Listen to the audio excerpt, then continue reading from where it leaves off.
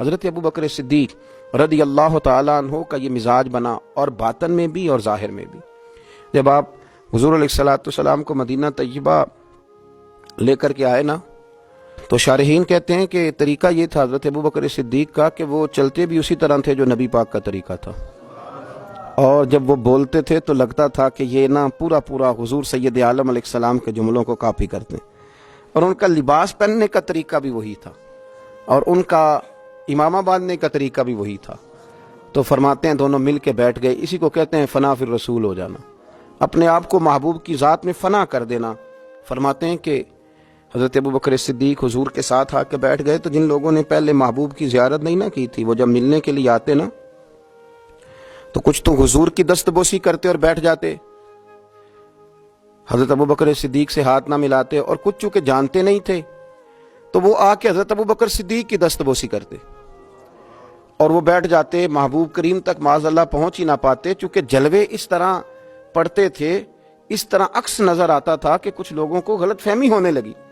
حضرت ابو بکر صدیق کوئی معاذ اللہ اللہ کا رسول سمجھ کے دست بوسی کرتے اور بیٹھ جاتے۔ جناب صدیق اکبر چونکہ عکس تھے،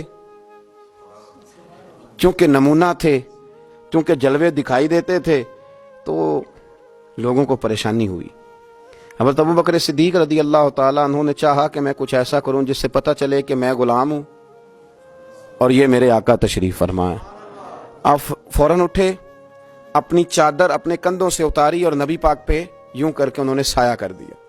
دھوپ زیادہ تھی، حضور پہ سایہ کر دیا تاکہ پتہ چلے کہ سایہ کرنے والا کوئی غلام ہے، اور جن پر سایہ کیا جا رہا ہے وہ آقا ہیں، سایہ کرنے والا غلام ہے۔ یہ رنگ اختیار کیا چونکہ وہ جلوہ تھا نا، وہ حسن تھا، وہ کیفیات تھیں، وہ اس کا پورا مزہ تھا۔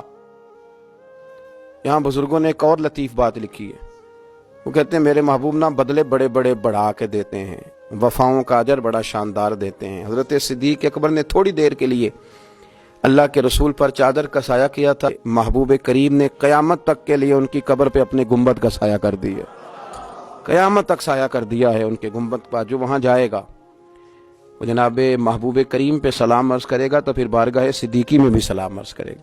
میرے عزیزو، عکس بنا لینا اپنے آپ کو، اور رسول اللہ صلی اللہ تعالی علیہ وسلم کی غلامی کا پورا لبادہ اوڑھ لینا۔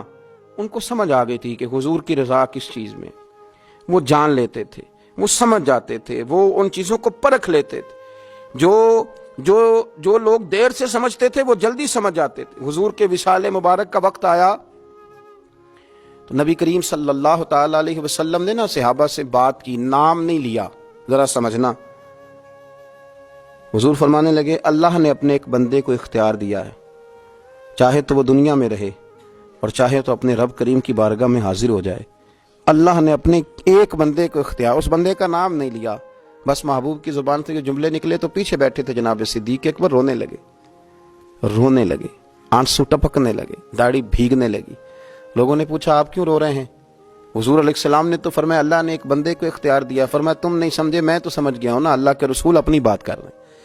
اتنے شناسا تھے کہ حضور سید عالم علیہ الصلوۃ والسلام کی رضا کو فوراً پا لیتے تھے۔ دعا ہے عرش کا مالک ہمیں بھی ان کے عشق کی خیرات عطا فرمائے۔